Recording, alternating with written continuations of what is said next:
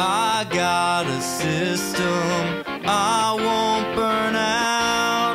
I will go home in your arms.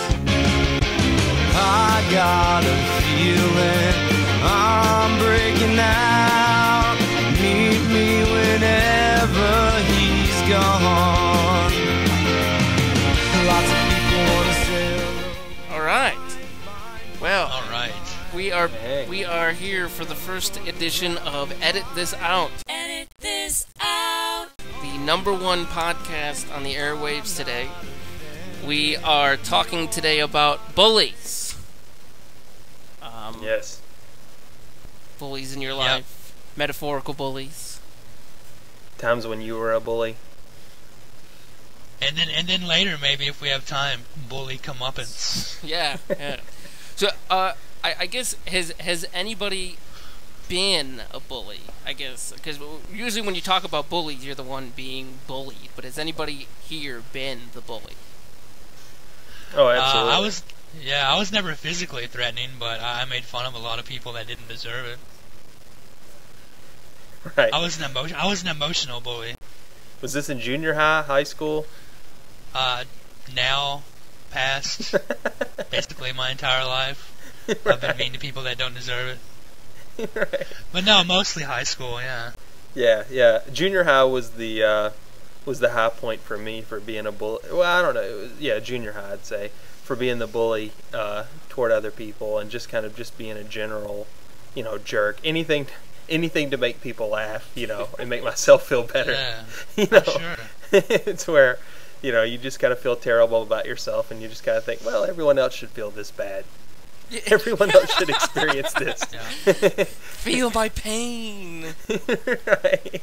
Yeah, Right. I was pretty much the same way. I was always the smallest kid in class. Well, other than maybe some of the girls. But I was always, like, at least a few inches smaller than everybody else. So, like, I had to find a way to even the playing field. So I quickly learned how to make fun of people and push their buttons and then run away real quick. Scurry. Right. Be the Weisenheimer, the small Weisenheimer. Yeah.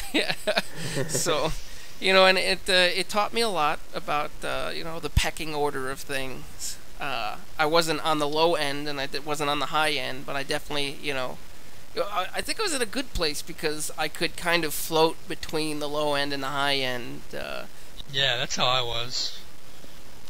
I fit in with all the cliques. It's, because, if one clique kind of started getting sick of me, I would, find someone in that clique that was kind of on the same level as me, and I would destroy them to assert myself. It's amazing, how incredibly fickle, high school can be. That's such a cliche. But, you could give someone a nickname in 7th grade for something just completely inconsequential they did, and then they're basically, just not allowed to ever talk back to you for, 5 years. 4 years later, someone's, trying to give you some lip service, or, hey, man, why don't you leave me alone? And you're like, why don't you shut up, guy in 7th grade that took a dump in a Hobby Lobby?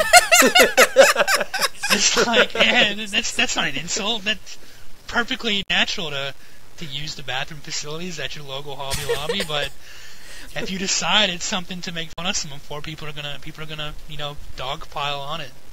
Right. It's terrible. And they're bound by shame to just accept it. They really can't say anything. It's like, well, yeah, that's true. I did do that, and I was made fun of about for that. Yeah, it's a couple of things you did not do in school. You did not take a dump.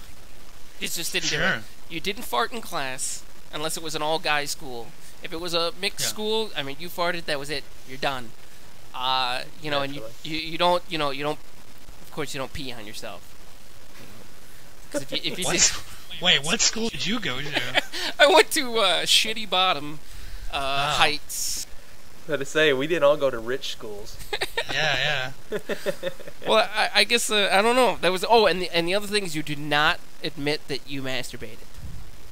No. Oh yeah, that was definitely it was always hey man, I don't have to. I'm in 8th grade. I got all the little honeys, taking care of that for me, if you know what I mean. I don't know what that means. I'm in 8th grade. We had hand sex last night, all right? Hand sex. Yes.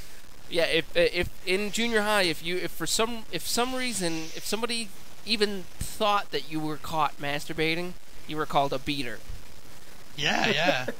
And I remember there was, for some reason, the nickname came in. This guy's nickname for some reason was Vulture. I don't know why. But then also someone heard that he was caught masturbating in one of the bathrooms. So the halls for weeks would just ring with Vulture as a beater. And I'm just... Oh, man. As if he had it bad enough by being called Vulture. Right. A masturbating vulture. Like Conan O'Brien's character. Right. Yeah. Yeah. Oh, yeah. Yeah, I definitely exploited, things that were told to me in secrecy. That I would just immediately pass on to everyone. Yeah, like, me too, you guys won't believe this. I thought it was so weird when he was telling me, but actually, I'm just sitting there. The whole time I'm taking it in, I'm thinking, I'm gonna tell this, but I'm like, oh yeah, me too. I'm right there with you. Like just really goading it along, and then just really looking forward to telling all my little friends. Like, oh, you guys won't believe this. This is outrageous what this guy did. Not that I've ever done anything like that. The whole reason why I'm telling you this is because I've never done anything like that in my life. I wouldn't be mentioning it if I'd done it myself. Sure. What am I, crazy? And it just snowballs because from them, being outed as a masturbator, they just go down all these dark roads of sexual deviancy. Especially for kids, where you're like, oh yeah, that guy that everyone says jerks off. I went to his house and had a sleepover, and in the middle of the night I woke up and he was jerking off and trying to have gay sex with me. It just goes completely out of control, and then that kid's reputation is ruined. It's just a natural route, A plus B is always going to equal C. Sure, yeah. You got to top the last story. Masturbation's a gateway drug. To involuntary sleep sexual encounters. Sure, why not? See, to this day though, I don't know. I don't know if I would still consider myself a bully, because I don't go out of my way anymore to It was really easy to make fun of the couple of Arabian kids that would sit together. Sure. It's like, oh, why don't you go eat some ham? And what? Because Muslims, they can't eat ham. Sure. So you'd be able to run down to them. It's like, oh, I got some bacon. I'm gonna rub it on you. And at that point, everybody laughed at it because what else are they gonna do? Right. It's different and it's scary. So, but once you've spent 2 years in jail for a hate crime, then it's not quite so funny. It never leaves your record.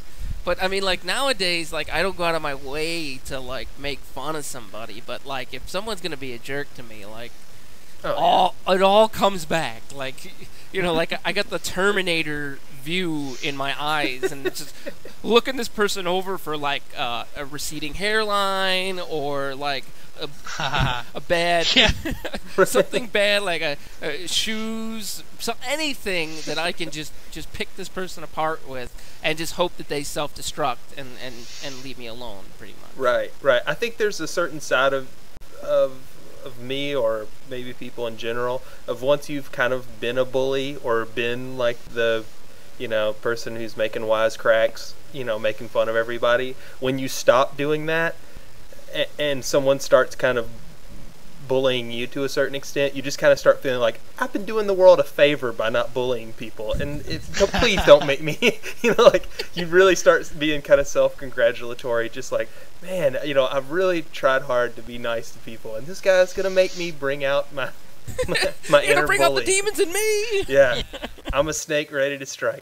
Yeah, you start internalizing like Dr. Dre, y'all gonna turn me back to the old me. Right.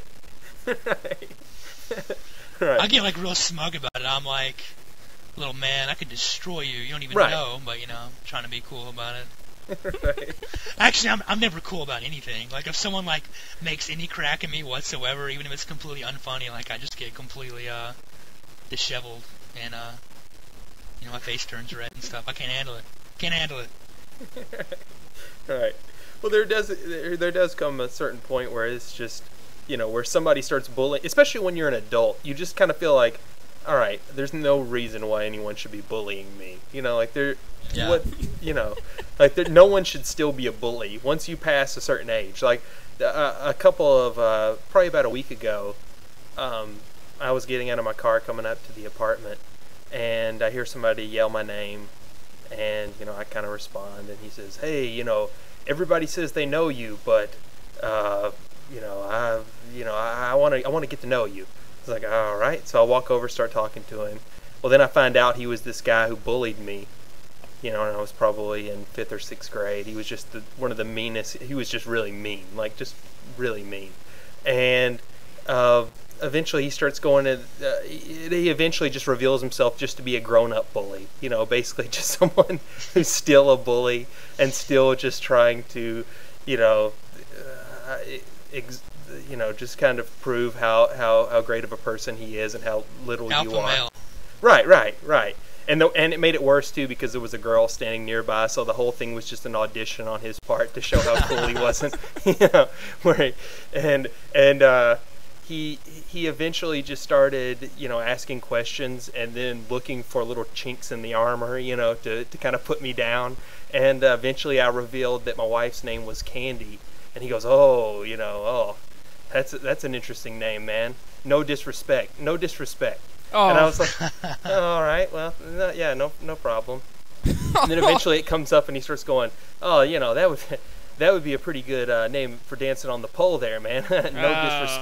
No disrespect, man. No disrespect, but and I'm just sitting there thinking, this guy is still a jerk, Like when somebody, if somebody comes up to you and says, "No disrespect" or whatever, they're gonna, or no offense, they're gonna say something offensive.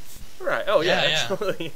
Right. Sure. And especially if you say it more than once. Like, right. Oh yeah. Because everybody, you might accidentally say something that's kind of like, "Oh man, that maybe could be offensive," and I didn't realize it. So no disrespect or no offense. But then once you've said it 2 or 3 times in a conversation, you clearly meant offense. You clearly meant. Yeah. It's like, I said no offense. You can't hold it on me, brother. The ultimate story about that. I was coming down with this girl I was dating. It's coming down from Northern California to Southern California, and we were in San Francisco. That's in California, and it's a city by the bay. And so we were gonna stay with with this couple, 2 females. Ooh, ooh, ooh.